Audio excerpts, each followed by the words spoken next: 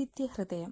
നിത്യവും ജപിച്ചാൽ ആത്മവിശ്വാസവും ശത്രുനാശവും ഉന്നത വിജയവും ഫലം. രാമായണത്തിലെ യുദ്ധകാണ്ഡത്തിൽ അഗസ്ത്യമുനി ശ്രീരാമൻ ഉപദേശിച്ച ശത്രുനാശക മന്ത്രമാണ് ആദിത്യ ഹൃദയം. ആത്മവിശ്വാസം, ശത്രുനാശം, ഉന്നത വിജയവും നൽകുന്ന അത്ഭുത മന്ത്രമാണിത്. ആദിത്യ ഹൃദയ മന്ത്രത്തിന്റെ ഐതിഹ്യം എന്തെന്നാൽ, രാവണനുമായിട്ടുള്ള യുദ്ധത്തിൽ രാമൻ ശാരീരികമായും മാനസികമായും വളരെയധികം തളർന്നിരുന്നു. രാവണനാകട്ടെ കൂടുതൽ കരുത്താർജിച്ചു വരുന്നു. ഈ ഘട്ടത്തിൽ രാമൻ ചിന്താധീനനായി നിൽക്കുകയായിരുന്നു. അപ്പോൾ ദേവന്മാരോടൊപ്പം യുദ്ധം കണ്ടുകൊണ്ടിരുന്ന അഗസ്ത്യമുനി താഴേക്ക് ഇറങ്ങി വരികയും സൂര്യഭഗവാനെ പ്രസാദിപ്പിച്ചാൽ മാത്രമേ രാവണനെ തോൽപ്പിക്കാൻ കഴിയൂ എന്ന് രാമനെ അറിയിക്കുകയും ചെയ്തു. രാമന് അഗസ്ത്യമുനി ആദിത്യ ഹൃദയം എന്ന മന്ത്രം ഉപദേശിച്ചു.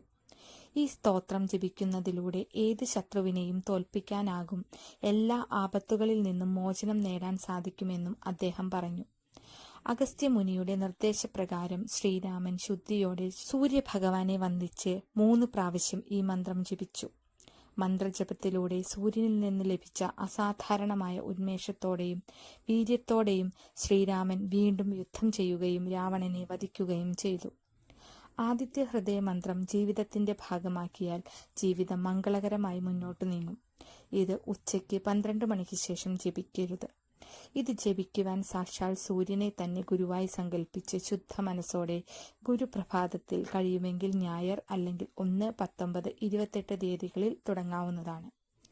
മന്ത്രം ഇതാണ്: സന്താപനാശകരായ നമോ നമ, അന്ധകാരാന്തകരായ നമോ നമ, ചിന്താമണി ചിദാനന്ദായ തേ നമ, നീഹാര നാശകരായ നമോ നമ, മോഹവിനാശകരായ നമോ നമ, ശാന്തായ രൗദ്രായ സൗമ്യായ ഘോരായ കാന്തിമതാം കാന്തിരൂപായ തേ നമ, സ്ഥാവര ജംഗമാചാര്യായ തേ നമ, ദേവായ വിശ്വൈക സാക്ഷിണേ തേ നമ, സത്വപ്രധാനായ തത്വായ തേ നമ, സത്യസ്വരൂപായ നിത്യം നമോ നമ.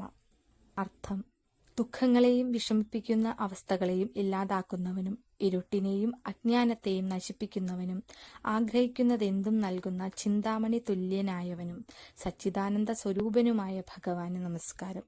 തടസ്സങ്ങളെ അകറ്റുന്നവനും അമിതമായ മോഹങ്ങളെയും അവിദ്യയെയും ഇല്ലാതാക്കുന്നവനും ശാന്തനായും അതേസമയം ദുഷ്ടർക്ക് ഭയവുമുണ്ടാക്കുന്ന രൗദ്രരൂപനും തേജസ്സുള്ളവരിൽ വച്ച് ഏറ്റവും വലിയ തേജസ്സായവനും ഈ ലോകത്തിന്റെ ഏക സാക്ഷിയായിരിക്കുന്നവന് നമസ്കാരം.